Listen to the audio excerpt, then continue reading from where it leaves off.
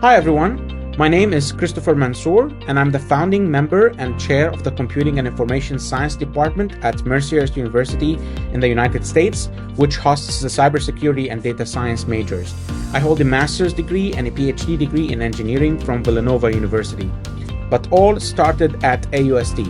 At AUST, I pursued my undergraduate degree in Computer and Communications Engineering, known as CCE. This program provided a robust hands-on education in both computer engineering and signal processing and communications. AUST played a pivotal role in my academic and professional development. The comprehensive curriculum and the practical learning environment there helped sharpen my technical abilities and prepared me exceptionally well for the challenges of the advanced studies and a career in academia and cybersecurity. My advice is simple: seize the day and every opportunity.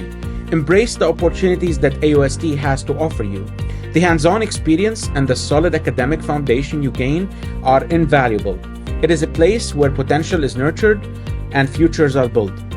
Dive into your studies, engage with your professors, and make the most of every opportunity to learn and grow.